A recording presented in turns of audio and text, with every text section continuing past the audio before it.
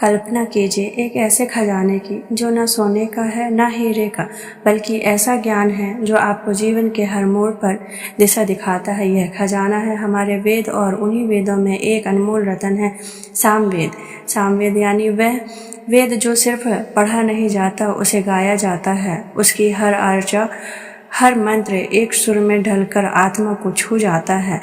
जब आर्षे मुनि यज्ञ करते थे तो सामवेद के मंत्रों को स्वरबद्ध करके गाया जाता था, क्योंकि उनका मानना था कि जब तक शब्द सुर में बहते हैं तब ईश्वर तक सीधी पहुंच बनती है। सामवेद कोई साधारण ग्रंथ नहीं, यह भारतीय संगीत की जननी है। यही से सुर, ताल, राग की उत्पत्ति हुई। यहाँ मंत्रों को सिर्फ पढ़ा नहीं जाता, उन्हें अनुभव किया जाता है। जब आप सामवेद के गान कुछ सुनते हैं तो ऐसा लगता है मानो अंतरिक्ष से कोई दिव्य ऊर्जा आपके भीतर उतर रही हो। शांति, ध्यान और आत्मा की चेतना, यह तीनों सामवेद के केंद्र में है। श्रीमद् भागवत गीता में स्वयं भगवान कृष्ण ने कहा, वेदों में मैं सामवेद हूँ। इसका मतलब क्या? यह कि सामवेद कोई साधारण ग्रंथ नहीं, बल्कि ब्रह्म का प्रतिनिधि है। आज के दौर में जब हम शांति और आत्मिक स्थिरता की तलाश में भटक रहे हैं, तो सामवेद हमें हमारे भीतर झांकने की राह दिखाता है। तो चलिए इस दिव्य ग्रंथ के मधुर मंत्रों, आध्यात्मिक संदेशों और वैज्ञानिक रहस्यों की खोज में निकलते हैं। यह सिर्फ एक पुस्तक नहीं, यह एक अनुभव है, एक यात्रा है आत्मा से परमात्मा तक। अध्याय 1 उद्गी का रहस्य। सामवेद का पहला अध्याय शुरू होता है एक ऐसी अनुभूति से जो सिर्फ शब्दों में नहीं बल्कि सुरों में बहती है। इसे उद्गीत कहा गया है, जिसका अर्थ होता है उच्च स्वर में गाया गया स्तुति गीत। यही वह ध्वनि है जिससे संपूर्ण सृष्टि का कंपन शुरू हुआ था और जिसे बाद में ओम की दिव्यता में रूपांतरित किया गया। उद्गीत केवल एक मंत्र या ध्वनि नहीं, यह ब्रह्मांडीय ऊर्जा की वह तरंग है जिसे ऋषियों ने अपने ध्यान, तप और अभ्यास से अनुभव किया और फिर मानवता को दिया। पहले अध्याय में सामवेद उन आशाओं को प्रस्तुत करता है जिन्हें विशेष अवसरों पर उच्च स्वर में गाया जाता था। विशेषतः यज्ञों के समय जब यज्ञ कुंड में अग्नि प्रज्वलित होती थी तो उद्गाताओं द्वारा इन मंत्रों को सुरबद्ध रूप से गाया जाता था। उनका मानना था कि जब मंत्रों को स्वर में पिरोया जाता है तब वह केवल शब्द नहीं रहते, वह ब्रह्मा के प्रति समर्पण बन जाते हैं। इस अध्याय में विशेष रूप से सोम रस की स्तुति की जाती है। सोम, जो वैदिक युग में देवताओं का प्रिय पेय माना जाता था, सिर्फ एक तरल नहीं था, वह एक प्रतीक था चेतना की उच्चतम अवस्था का। जब सोम मंत्र गाए जाते थे तब ऐसा माना जाता था कि देवता स्वयं यज्ञ स्थल पर उतर आते थे। एक अन्य महत्वपूर्ण पहलू इस अध्याय का यह भी है कि यहाँ से भारतीय संगीत की नींव पड़ती है। सुरों की उत्पत्ति, स्वर की गति और मंत्रों की लयबद्धता, ऑल ओरिजिनेट फ्रॉम हियर। यह अध्याय हमें सिखाता है कि ध्वनि का प्रयोग केवल संचार के लिए नहीं होता, यह आत्मा से संवाद का माध्यम भी बन सकता है।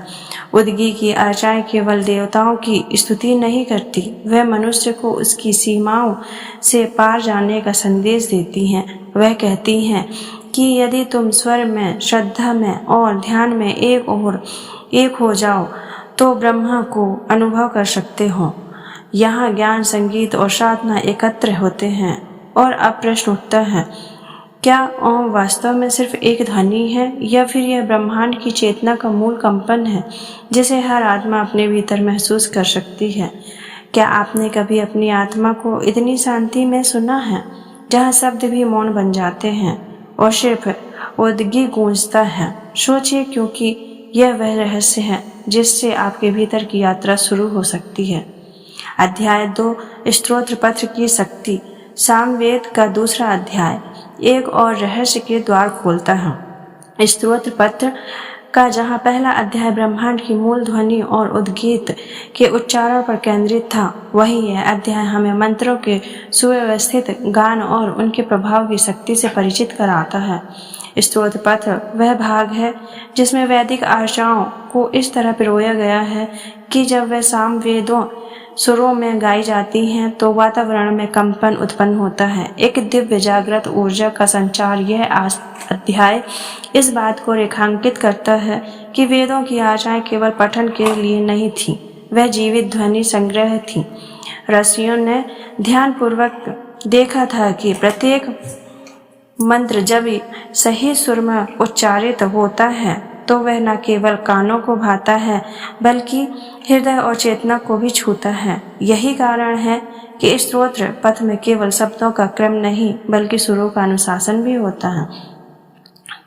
एक स्वर की ऊंचाई, एक विराम की लंबाई और एक उच्चारण की स्पष्टता, यह सब एक अध्याय का हिस्सा है। यह अध्याय हमें यह सिखाता है कि किस प्रकार से ऋग्वेद की आशाएं सामवेद में लयबद्ध होकर एक नवीन अर्थ ग्रहण करती हैं। सामवेद का संगीत मात्र अलंकरण नहीं, यह साधना है। जब एक याचक या गायक इन स्त्रोतों को सामगान के नियमों के अनुसार गाता है तो वह केवल देवताओं को नहीं बुला रहा होता, वह अपने ही भीतर की चेतना को जागृत कर रहा होता है। स्तोत्र पथ हमें यह अनुभव कराता है कि कैसे मंत्रों की सही ध्वनि मनुष्य के विचार, उसकी ऊर्जा और यहाँ तक कि शरीर की स्थिति तक को प्रभावित कर सकती है।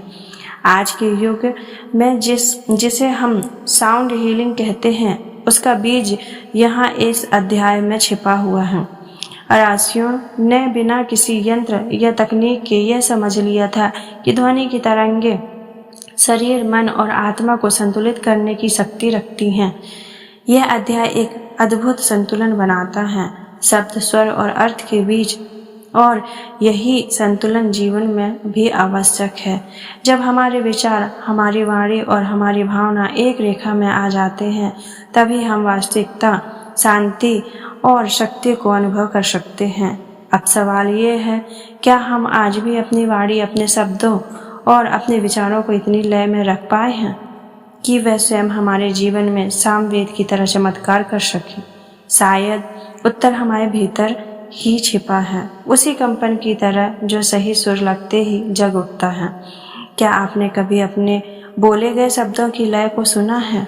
क्या वह भी किसी प्राचीन सावेदिक मंत्र की तरह आपकी चेतना को प्रभावित करता है? सोचिए, क्योंकि आपके शब्द भी शक्ति हैं, बस उन्हें जागृत करने की सुर चाबी चाहिए। अध्याय 3, यज्ञ और देवता की संबंध भाषा, सामवेद का तीसरा अध्याय एक आध्यात्मिक और सांस्कृतिक यात्रा का विस्तार है, जहाँ मंत्र अब केवल गान नहीं करते, वे देवताओं से संवाद के माध्यम बन जाते हैं। इस अध्याय में यज्ञ की भूमिका को गहराई से समझाया गया है और यह बताया गया है कि किस प्रकार सामवेद के स्वर और मंत्र देवताओं तक हमारी भावनाओं को पहुंचाने का कार्य करते हैं। प्राचीन भारत में यज्ञ केवल अग्नि में आहुति देने का कर्मकांड नहीं था, वह एक ऐसा माध्यम था जहां मनुष्य और देवता के बीच संबंध स्थापित होता था, और इस संबंध की भाषा थी सामवेदिक संगीत। ऋषियों ने अनुभव किया था कि जब मंत्रों को लयबद्ध रूप से सही छंदों में और शुद्ध उच्चारण के साथ गाया जाता है, तब वह ध्वनि एक विशेष ऊर्जात्मक क्षेत्र उत्पन्न करती है। यह ऊर्जा न केवल पर्यावरण को पवित्र करती है, बल्कि देवताओं को भी आकर्षित करती है। यह अध्याय बताता है कि विभिन्न देवता जैसे इंद्र, अग्नि, सोम और वायु के लिए विशिष्ट सामगान निर्धारित किए गए थे। इंद्र के लिए वीर रस से ओतप्रोत गान, अग्नि के लिए तेजस्वी स्वर और सोम के लिए मधुर लहरियों से युक्त मंत्रों का चयन किया जाता था। इस चयन में केवल आस्था नहीं बल्कि गहन मनोवैज्ञानिक और आध्यात्मिक दृष्टिकोण भी था। देवता केवल शक्ति नहीं थे, वह चेतना की विशिष्ट स्तर थे और सामवेद का प्रयोग उन्हीं स्तरों से जुड़ने के लिए होता था। तीसरे अध्याय में यज्ञ की वैज्ञानिकता भी उजागर होती है। जब सामवेद के मंत्र गाए जाते थे तो वह नाद और ध्वनि वायुमंडल को कंपनित करती थी। यह कंपन न केवल आंतरिक वातावरण को शुद्ध करता था बल्कि मानसिक और भावनात्मक संतुलन भी प्रदान करता था। यह अध्याय हमें यह भी सिखाता है कि यज्ञ के माध्यम से केवल देवताओं को संतुष्ट किया जाता बल्कि स्वयं को भी शुद्ध किया जाता है। इस अध्याय की सबसे खास बात यह है कि यह सामवेद केवल एक धार्मिक ग्रंथ नहीं बल्कि एक जीवंत विज्ञान बनकर सामने आता है। ध्वनि विज्ञान, ऊर्जा विज्ञान और चेतना विज्ञान एक समन्वय। और यहाँ एक सवाल उठता है, क्या आज हम अपने जीवन में ऐसे संबंध की भाषा जानते हैं जो केवल शब्दों से नहीं बल्कि भावनाओं, लय और ऊर्जा से जुड़ती है? क्या हम अपने भीतर की देवता से, अपनी आत्मा से उसी संवैदिक शैली में संवाद करना सीख सकते हैं? सोचिए, क्योंकि अगर देवता से संवाद संभव था तो क्या आत्मा से संवाद आज असंभव है? शायद जवाब एक शांत स्वर में छिपा है, जिसे सुनने के लिए केवल अंतर मन चाहिए और सामवेद की तरह एक शुद्ध लय। अध्याय 4 स्वर, राग और आध्यात्मिक उन्नति का विज्ञान। सामवेद का चौथा अध्याय उस गहराई में प्रवेश करता है जहाँ संगीत और आध्यात्म एक दूसरे के पूरक बन जाते हैं। यहाँ वेद केवल ग्रंथ नहीं और संगीत केवल कलात्मक नहीं रहता, दोनों मिलकर एक ऐसा मार्ग बनाते हैं जो साधक को स्वयं के भीतर और ब्रह्म को निकट ले जाता है। यह अध्याय हमें सिखाता है कि स्वर, राग और छंद का केवल सौंदर्य शास्त्र नहीं बल्कि एक वैज्ञानिक और आध्यात्मिक तंत्र भी है। इस अध्याय में वर्णन मिलता है कि किस प्रकार आशाओं को सुरों में ढालकर गाया जाता है। हर मंत्र को गाने के लिए विशेष स्वर चुने जाते थे। ऊंचा, मध्यम और नीचा, इन स्वरों का प्रयोग केवल ध्वनि उत्पन्न करने के लिए नहीं बल्कि नाड़ियों को जागृत करने के लिए होता था।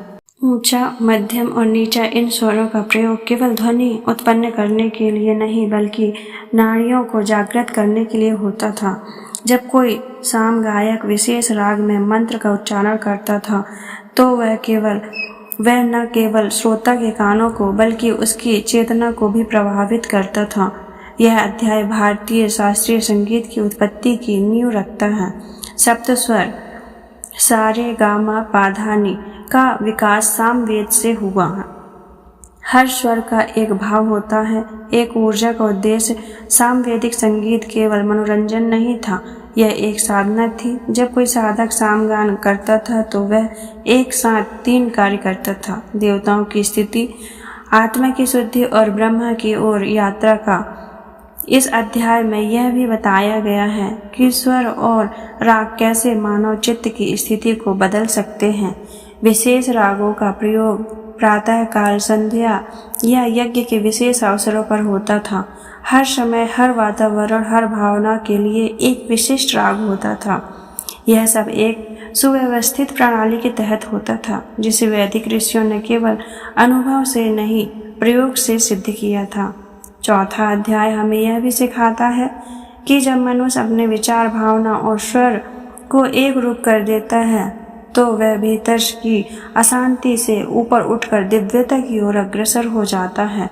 यह संगीत का एक साधन बनता है, आत्मज्ञान का, और सामवेद उसका सबसे पवित्र उपकरण। और अब प्रश्न ये है कि आज के युग में जहाँ संगीत स्वर और व्यापार का हिस्सा बन गया है, हम फिर से उस स्वर को खोज सकते हैं जो आत्मा को शुद्ध करे, चित्त को शांत करे और जीवन को दिव्यता से भर दे। क्या आप कभी इतने शुद्ध सुर में डूबे हैं कि उसमें ईश्वर की अनुभूति हो जाए? शायद वही सुर, वही राग, वही कंपन अब भी हमारे भीतर कहीं गूंज रहा है। बस सुनने के लिए चाहिए वैसा ही मन जैसा सामवेद के रहस्यों के पास था। अध्याय 5 सोमरस और आध्यात्मिक अमृत का रहस्य। सामवेद का 5वां अध्याय वैदिक संस्कृति के सबसे रहस्यमय और गूढ़ तत्व सोम के चारों ओर केंद्रित है। यह कोई साधारण पेय नहीं था। सोमरस को देवताओं का अमृत कहा गया है। वह अमृत जो न केवल बल और ऊर्जा देता था बल्कि चेतना को भी एक उच्चतर स्तर पर पहुंचा देता था। इस अध्याय में सोम की स्तुति के माध्यम से यह स्पष्ट होता है कि वैदिक काल के लोग केवल भौतिक सुख नहीं, आध्यात्मिक अमृत की खोज में लगे थे। 5वें अध्याय में जिन आशाओं का गान किया जाता है वह सभी सोम के महिमा का उसके गुण, उसकी ऊर्जा और उसकी आध्यात्मिक शक्ति का गान करती है। सोम को देवता माना गया है, एक ऐसा देवता जो मनुष्य को स्थूल से सूक्ष्म की ओर और अंततः ब्रह्म की ओर ले जाता है।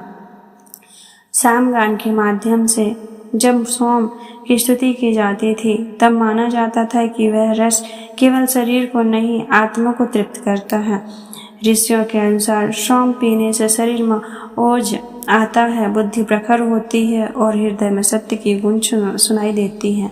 लेकिन यह पीना केवल ब्रह्म नहीं था। सोम रस का वास्तविक अर्थ था आध्यात्मिक अमृत, जिसे ध्यान, साधना और समागम के माध्यम से भीतर उत्पन्न किया जा सकता था। यह अध्याय बार बार इस बात पर बल देता है कि सोम एक प्रतीक है उस परम चेतना का जो तब अनुभव होती है जब व्यक्ति आत्मा को आत्मा से जोड़ता है। इस अध्याय में यह भी वर्णित है कि सोम की स्तुति केवल शारीरिक लाभ के लिए नहीं थी, यह एक यज्ञिक अनुभव था जहाँ मंत्र, स्वर, अग्नि और भावना चारों मिलकर एक दिव्य संगम बनाते थे। सामगायक जब इन मंत्रों को गाता था तो वह सोम को आमंत्रित करता था, देवताओं को आकर्षित करता था और स्वयं को उस चेतना में लीन करता था जहाँ मैं और तू का भेद मिट जाता है। इस अध्याय की शिक्षा यह है कि वास्तविक सोम वह है जो भीतर पैदा होता है। जब हम ध्यान में गहराई तक जाते हैं तब विचार शांत होते हैं। जब स्वर और श्वास एक लय में आते हैं तब आत्मा सोम रस का पान करती है और यही है वैदिक अमृत। अब प्रश्न उठता है कि आज के समय में जब हम हर सुख को बाहर खोजते हैं, क्या हम वह आंतरिक सोम खोज सकते हैं जो आत्मा को तृप्त करे? क्या आप जानना चाहेंगे कि बिना किसी बाहरी पदार्थ के वह अमृत कैसे उत्पन्न किया जाता है जो आपको भीतर से दिव्यता का अनुभव करा सके? शायद यही रहस्य सामवेद हमें धीरे धीरे सिखाना चाहता है कि सबसे बड़ा रस वही है जो आत्मा को परमात्मा से जोड़ दे। अध्याय 6 ध्वनि से ध्यान तक का जीवन का ब्रह्म संगीत सामवेद का छठा और अंतिम अध्याय हमें उस अंतिम द्वार तक ले आता है जहाँ ध्वनि, स्वर, मंत्र और साधना यह अध्याय उस चरम स्थिति को दर्शाता है। साम गायक स्वयं संगीत बन जाता है। वह अब शब्द नहीं गा रहा होता, वह ब्रह्मा को बुला नहीं रहा होता, वह स्वयं ब्रह्मा हो जाता है। यह अंतिम अध्याय केवल मंत्रों की लड़ी नहीं बल्कि आत्मा की मुक्त यात्रा का अंतिम चरण है। यहाँ सामवेद एक ग्रंथ नहीं बल्कि एक जीवित चेतना बन जाता है। मंत्र अब केवल उच्चारण नहीं रह जाते, वह साधक की आत्मा से निकलने वाले कंपन बन जाते हैं। इस अध्याय में बार बार यह समझाया गया है कि ध्यान और ध्वनि जब एक रूप हो जाएं, तो साधक भीतर से उस दिव्य संगीत को सुन सकता है जिसे अनाहत नाद कहा गया है। वह नाद जो बिना वाद्य के बजता है।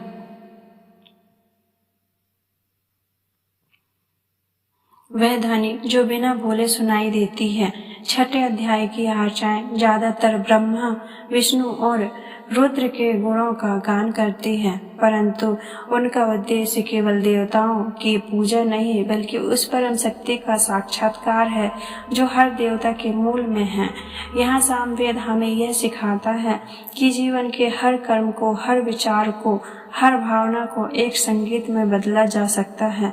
जब हमारा जीवन लयबद्ध हो जाता है तब हमारी दिनचर्या सामगान जैसी सुसंगठित हो जाती है। तभी हम अपने भीतर के भ्रम को स्पर्श कर पाते हैं। यह अध्याय विशेष रूप से ध्यान और प्राणायाम को सामगान के साथ जोड़ता है।